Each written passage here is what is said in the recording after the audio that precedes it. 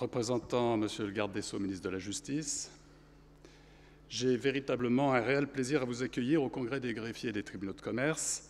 Nous nous connaissons car vous avez eu l'obligeance de répondre à mes demandes chaque fois que je les ai exprimées, même si elles n'ont pas toujours été satisfaites. Il n'est pas habituel, m'avez-vous dit, et j'en suis très sensible, qu'un conseiller du cabinet du ministre porte sa parole en public. Le garde des Sceaux a bien voulu déroger à la règle pour lui donner tout le sens qu'elle mérite.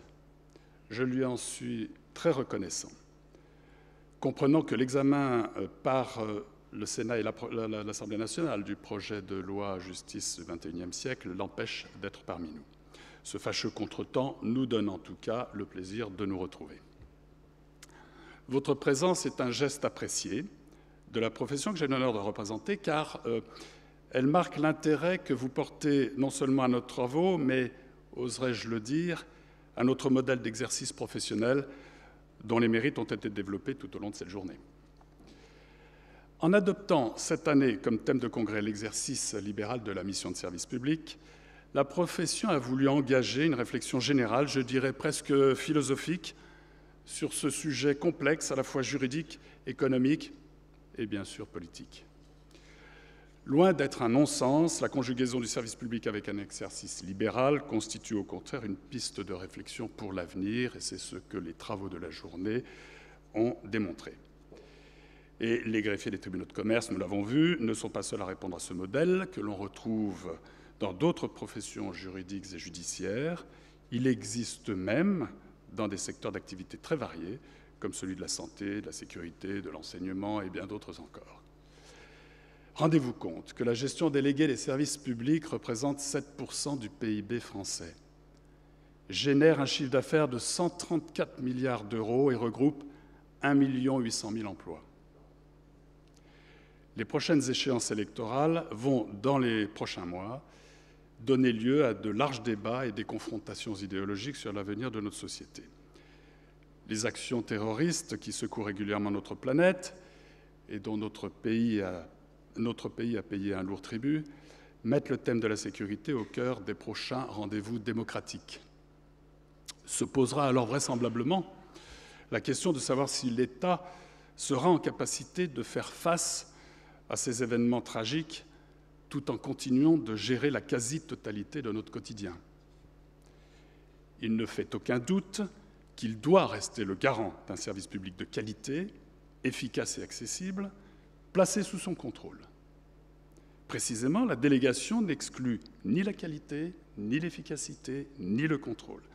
Elle introduit de la souplesse dans l'exercice du service public, tout en allégeant les obligations de l'administration.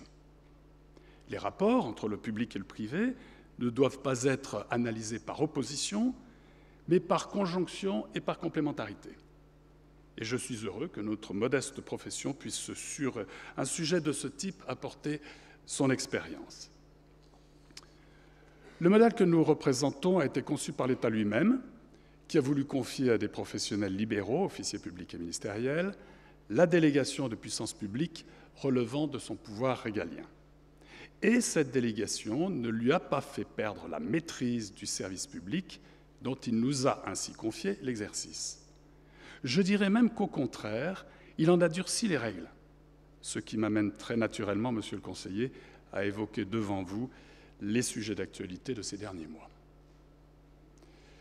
La période que nous traversons depuis plus de 4 ans a été ponctuée de nombreuses auditions, sollicitations, questionnaires de la part de hautes autorités renommées, comme la Cour des comptes, l'Autorité de la concurrence, l'Inspection des services financiers, l'IGF, la DGCCRF, des commissions ministérielles et parlementaires, mais aussi des rapports de projets de loi divers et variés.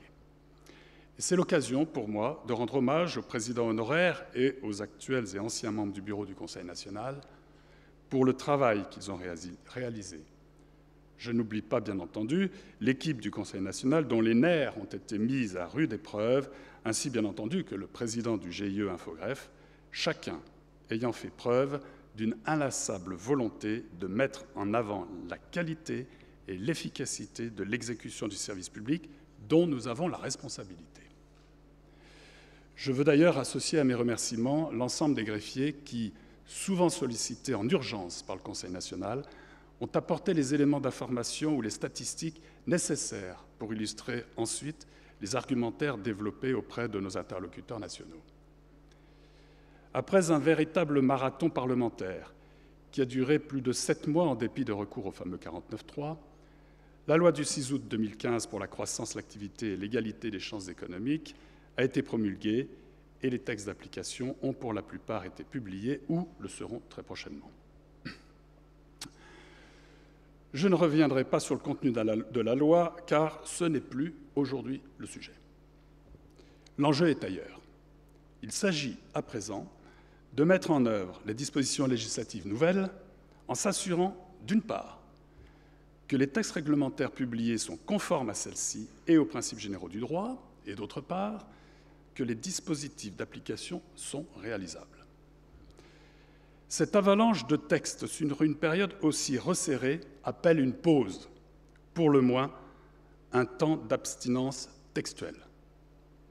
Le greffier que je suis, et qui a eu une certaine ancienneté dans la profession, n'a pas souvenir d'avoir ainsi été confronté à la mise en œuvre d'autant de textes dans des délais aussi courts. Et je voudrais, sur ce processus réglementaire, distinguer la forme et le fond.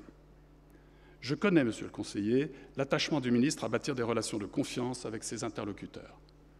Il a d'ailleurs lui-même reconnu le 31 mai dernier, devant la mission d'information sur l'application de la loi du 6 août 2015, l'iniquité des traitements infligés aux professions réglementées du droit, en confessant, je le cite, « En arrivant au ministère, j'ai constaté la fracture générée par cette loi au sein des professions du droit.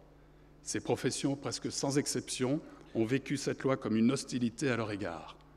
Et toutes ces professions que j'ai reçues en ont conçu une forme de défiance à l'égard du gouvernement et de l'autorité publique en général. » Il poursuivait « Un des paradoxes de cette loi est que, alors qu'elle entendait rapprocher les professions, elle a été perçue comme une tentative de les monter les unes contre les autres. » Tout est dit. Voilà la situation dont le ministre a hérité et qu'il lui appartient de mettre en musique alors qu'il n'en est pas le compositeur, ni vous d'ailleurs, monsieur le conseiller, en dépit de ce que pourrait laisser penser le nom que vous portez. Le rôle du ministre est d'autant plus délicat que cette succession, il l'a acceptée sans réserve, je dirais même sans et non pas sous bénéfice d'inventaire. La solidarité gouvernementale lui interdit même de faire valoir le moindre bénéfice de division ou de discussion, et je m'adresse aux civilistes. Alors, les textes réglementaires s'enchaînent et se déchaînent. Je vous épargnerai la lecture d'un inventaire à la Prévert. Permettez-moi seulement de vous citer quelques exemples. Le décret et l'arrêté tarifaire du 26 février 2016, dont la gestation a été particulièrement laborieuse en raison des nombreuses navettes entre le Conseil d'État et Bercy.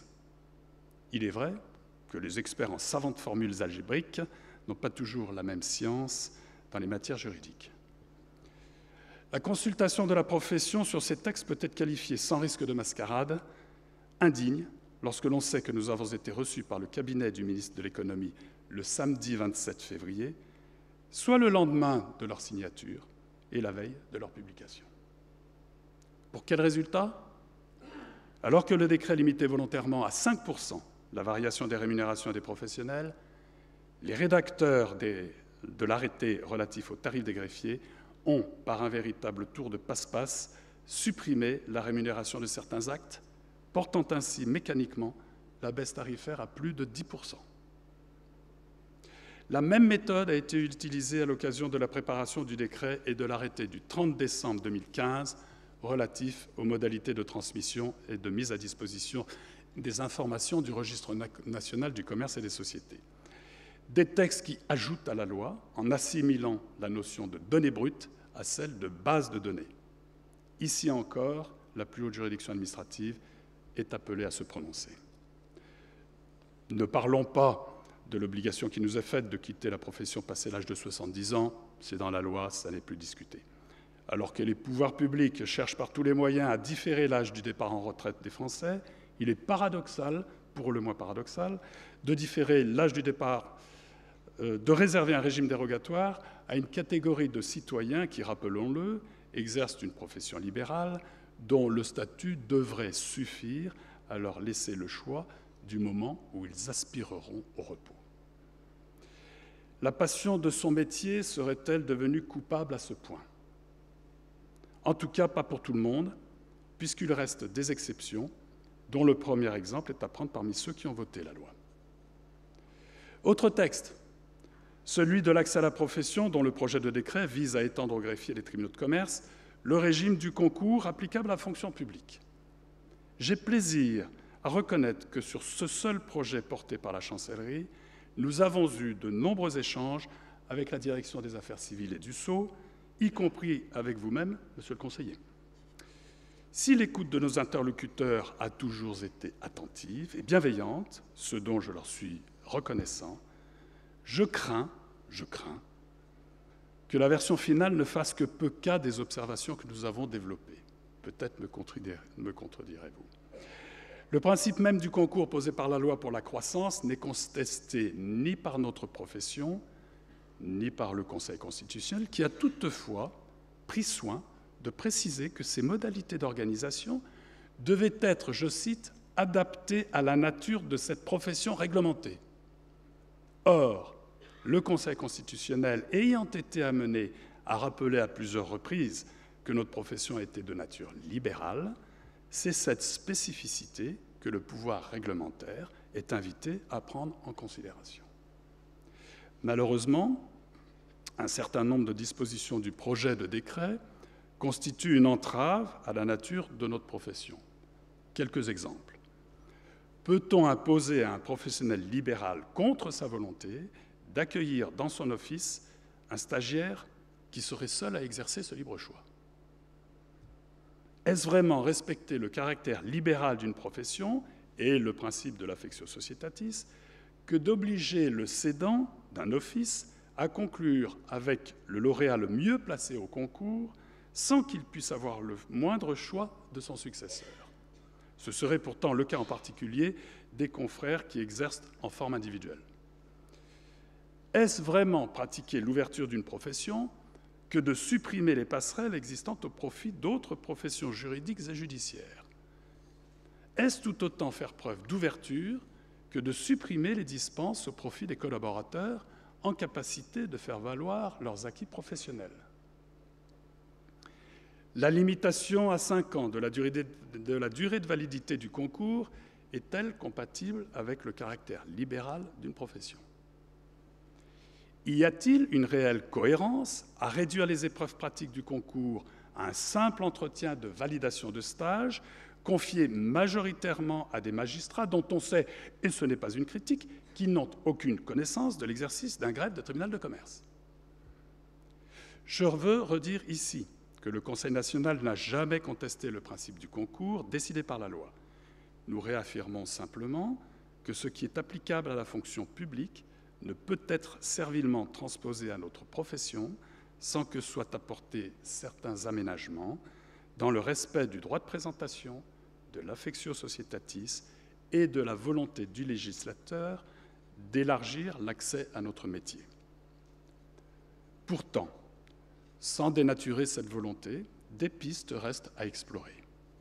Par exemple, l'organisation de concours externes ou internes tels qu'ils se pratiquent déjà dans certains secteurs de la fonction publique. La faculté de choisir le cessionnaire parmi les lauréats du concours à l'image de ce qui se pratique dans la fonction publique territoriale, etc. Monsieur le conseiller, sur ce sujet aussi, je n'ignore pas les pressions dont votre ministère a pu faire l'objet. Mais les temps changent, et les hommes aussi, paraît-il.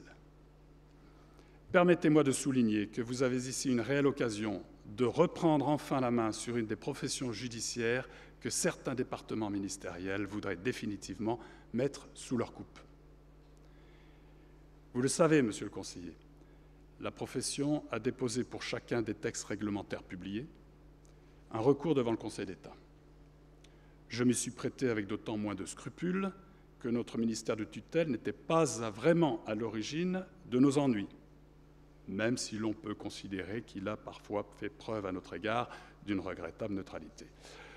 Ce vent de contestation n'est pourtant pas dans notre culture, et encore moins dans la mienne, qui est une conception peut-être un peu désuète de rapport avec notre autorité empreint de loyauté et de confiance. Les mesures réglementaires récemment prises à l'égard de notre profession vont avoir un impact considérable sur l'exécution de nos missions, tant dans leur mise en œuvre que dans leur financement, notamment pour les jeunes confrères entrés récemment dans la profession. La brutalité des mesures que nous contestons nous a conduits à utiliser les mêmes méthodes que celles de nos détracteurs, sauf que nous nous sommes appliqués à ne nuire ni aux entreprises dont nous avons à cœur de servir les intérêts, ni aux justiciables que notre mission aux côtés des juges nous porte à respecter. Inspiré de la formule que l'on prête à Albert Einstein, « Ne faites rien contre votre conscience, même si l'État vous le demande », nous nous sommes tournés vers nos fauteurs de troubles en décidant de suspendre 3 projets. Les transmissions à l'INPI des données et des actes du registre du commerce, la délégation de missions gratuites de CFE pour le compte de la DGFiP, qui concerne quand même 53 000 professionnels par an, et les développements informatiques du FNIG, Fichier national des interdits de gérer, dont la charge financière est entièrement supportée par la profession. Depuis maintenant 8 mois que j'ai l'honneur de présider la profession, j'ai multiplié les rencontres avec nos interlocuteurs nationaux. En premier lieu, avec le garde des Sceaux, avec vous-même, monsieur le conseiller, les services de la chancellerie, l'IGSJ, le secrétariat général, la DACS, la DSJ, Tracfin, l'INPI, la DGFiP, la conférence générale des juges consulaires, sans oublier la Caisse des dépôts et consignations. De votre part, comme de celle des différents services de votre ministère, j'ai toujours bénéficié d'une écoute attentive, compréhensive, et je veux vous en remercier. Le ministre n'a-t-il pas lui-même déclaré le 31 mai devant la mission d'information sur l'application de la loi Macron, que j'évoquais au début de mon propos, je cite, « Il y a donc encore aujourd'hui besoin de trouver des chemins de compromis. Je crois que l'on peut y parvenir, car je n'ai pas le sentiment d'être confronté à un mur de la part de nos interlocuteurs. Prenons acte que chacune de ces professions a eu le sentiment de voir son modèle bouleversé, ses fondements remis en cause, et la spécificité du monde du droit leur a paru niée. » Fin de citation. Certains esprits chagrins ont vu dans ces propos une volonté de déformer l'intention du législateur, alors qu'à l'évidence, l'intention du garde des Sceaux était de l'adapter aux spécificités de chaque profession dont il doit conserver le contrôle. Eh bien, monsieur le conseiller, je vous dis chiche, je suis votre homme. Vous voyez que la profession que j'ai l'honneur de représenter reste debout. Je n'ose même pas dire qu'elle est en marche, car celui qui est en marche s'expose au risque d'en rater une. Je préfère dire que la profession est en mouvement, parce que le mouvement perpétuel a la particularité de s'inscrire dans la durée. Monsieur le conseiller, vous avez compris que les professionnels qui s'adressent à vous et qui vous entourent ont aujourd'hui une grande idée de la mission de service public qu'ils exercent sous votre regard. Et en cette période électorale où l'on voit s'accumuler les promesses des candidats, je vous suggère que l'on se fixe pour les mois à venir nos propres programmes, sans primaire ni second tour. En ce qui concerne les engagements des greffiers, que diriez-vous du programme suivant? Mise en place du FNIG, Fichier national des interdits de gérer, au premier jour du Nouvel An. Je sais que vos services y sont particulièrement attachés, mais vous savez aussi que nous le sommes tout autant qu'eux. Reprise des transmissions à l'INPI des déclarations au registre du commerce et des copies des actes de société. Cette démarche, qui consiste à mettre en œuvre les dispositions non contestées du décret, est sans aucun doute de nature à décrisper certaines relations interministérielles et je serai heureux de pouvoir y contribuer. Mise en place de l'interconnexion des registres des insolvabilités. La demande est également forte et notre expertise professionnelle dans ce domaine est de nature à sécuriser et simplifier considérablement l'information des destinataires qui en sont bénéficiaires. Mise en place des registres des bénéficiaires effectifs. Ce type de registre destiné à la lutte contre la fraude nécessite également une gestion rigoureuse, de l'information légale par des professionnels experts. Pour la quasi-totalité de ces objectifs, le travail est réalisé. Nous sommes prêts à le mettre à exécution. Quant à votre programme, monsieur le conseiller, oserais-je vous proposer celui-ci? Une prise en compte substantielle des aménagements que nous proposons au dispositif d'accès à la profession. Je me suis largement exprimé sur ce sujet. La rectification de l'article 56 de la loi du 31 décembre 1971 pour ajouter notre profession omise de la liste de celles qui peuvent fournir des conseils dans leur périmètre de compétences. Nous nous sommes entretenus à plusieurs reprises du sujet et vous savez que notre attente est forte. La tarification des sujétions supplémentaires que nous impose le projet de décret relatif à la transmission à l'administration fiscale des données et des statuts des sociétés immatriculées au registre du commerce et des sociétés. Sujet dont je me suis entretenu déjà avec M. François Conneau, que j'ai plaisir à saluer aujourd'hui. La poursuite de la collaboration entre votre ministère et notre profession pour le maintien du registre du commerce au sein des juridictions dans les départements d'outre-mer.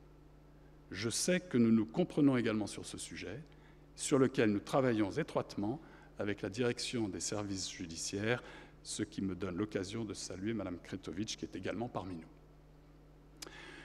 Vous voyez, monsieur le conseiller, que nous sommes bien loin des travaux d'Hercule. Nous avons ensemble une opportunité magnifique de réconcilier une profession avec l'État. Laisserons-nous passer le train? Pour ma part, je peux vous assurer que ma décision est prise et j'espère que nous ferons le voyage ensemble. Je vous remercie de votre attention et, monsieur le conseiller, je vous cède bien volontiers la parole.